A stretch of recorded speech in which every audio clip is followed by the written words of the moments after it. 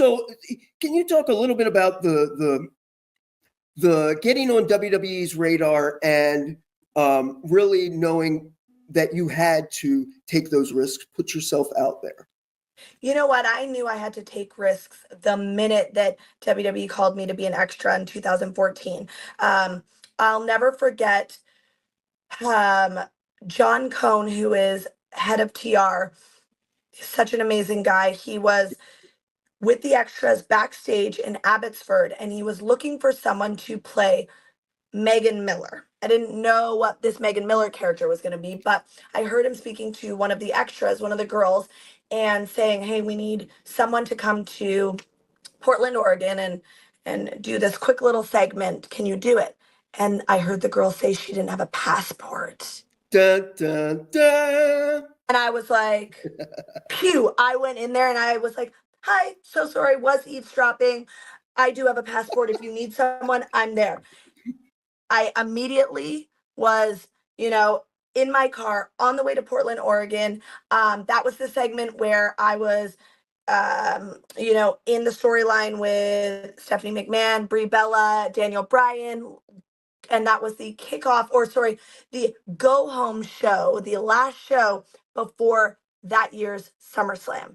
It was huge.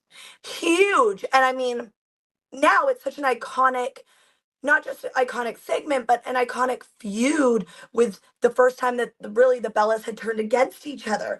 And to be a part of that is incredible. That was my first risk, was going and saying that I'm, a peeping Tom eavesdropper, and I want to take that spot. And then from there, I figured out a couple of WWE emails. I spammed everyone in WWE saying that I deserved a tryout. That was my next calculated risk. And from there on, I just feel like I was like, I lost care. I just was like, I want this job. I want to get to WWE. I don't care what people think about me.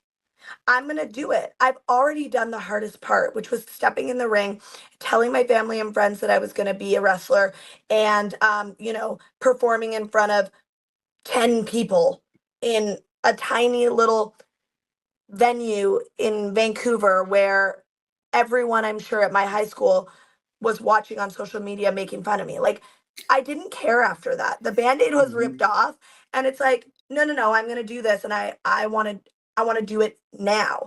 And so I just continued to kind of take those risks in my career. And even if something didn't work out, it's like everything happens for a reason. And we just have to keep pushing through. And eventually, when we look back, we'll realize what the reason was. Yeah, I love that. The figuring out the emails. You know what I used to do? I used to call them on holidays, the office, because everybody picks up on the holidays. So, little tricks of the trade, huh? Love it. I mean, there's always, that's the thing, like, there's no excuse. When someone's like, what should I do? Like, I don't know. Are you kidding me? This is the blind leading the blind when you're asking me for advice. I figured it out as I went along, day by day, as I got an idea in my head. I tried it. Like, just start, just try. The worst that can happen is someone says no. Okay, keep asking. Because guess what? I had numerous WWE tryouts, numerous. And the last tryout that I had, they said, why would we give you a tryout? We know what you can do. And I said, well, you don't know what I can do, because if you knew, you would hire me. Boom. And then they literally said, I love that answer. We're giving you your, a next tryout. That was like my fourth tryout. You talked a little bit about the women that laid the groundwork, that you not only grew up, I don't want to say idolizing, but maybe you did, but certainly looking up to. And then, wrestling is such that once you get into the industry and you start to climb the ranks and make things happen, these people become your peers. Yes.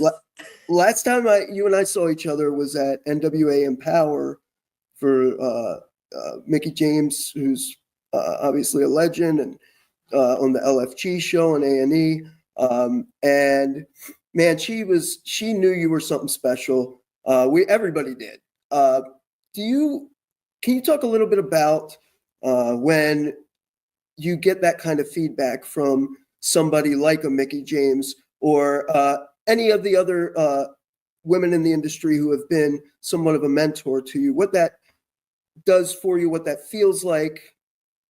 I mean, I don't think there's anything better than getting positive feedback from not only your peers, but from people that you looked up to, people that you put on a pedestal, people that, have just been trailblazers in this industry. Mickie has been so supportive of me. When I tell you, last week, she sent me ideas for pitches to suggest to the creative team. Like, she is such an empowering force for women in this industry. And that's why I think Empower really was such an incredible show. I don't know that we can ever recreate such a beautiful moment. I mean, obviously I'm biased because I was the first person in the main event and the last person. So I got to stand there, in all that glory and holding up the support women's wrestling signs and holding up that trophy and being surrounded by the locker room. It was just a moment that it was one of the greatest moments in my career so far because it was just so special, and to have it led by all those women. I mean, Jazz was there. Gail Kim is always a part of this. Medusa, Alundra Blaze, Mickie James, like it's so special. And as I get older, and I'm in my mid-30s now, it's really cool to think that maybe I'm gonna be that for some of these girls. I love when the girls slide into my DMs and ask me questions and want feedback and just want to chat. Like, I want to be that positive force that Gail Kim and Mickie James have been in my life. I don't know what would have happened if I didn't have those women supporting me. I had Storm Wrestling Academy with Lance Storm, and I had Billy Gunn from Tough Enough. And they always pushed me to be my best, and they always believed in me. But there's something different about a woman supporting you because they know what that locker room is like. They know what the struggle is. They know that we're always fighting for just even like basic rights. You know what I mean? And that's just how it is. I will never complain about that stuff because I do feel so lucky. And when I step into each arena to go to SmackDown, I feel like my boss treats me fairly. I'm very happy, but at the end of the day, we will always continue pushing and fighting to get the same things that the men get. And so they get it, Gail and Mickie, they get it. And if I ever have any sort of doubt in myself, they are there like, no, girl, you're good. You are so good. And so it's just there's something special about the bond between the women. And that's why I say I always want to make sure that the girls who are coming up from NXT to, the main roster, or the girls who are on the indies trying to get to NXT, like, I want to be there to positively impact their life and make sure that they go in with the right attitude, the right mindset. They stay happy and humble and grounded, because I've had moments where I wasn't that way. I've had moments where I was entitled and I was grumpy, and it affected my relationship with my husband. I went home and I was miserable, and I kind of changed all of that during the pandemic. And everything since then that has come because I think I've stood there with open arms and just a grounded approach on like this industry. Like, this industry doesn't deserve, or it's not going to give you anything. Do you know what I mean? Like, you don't, I don't want to say you don't deserve things, but it's like, you got to work for things, and shit happens.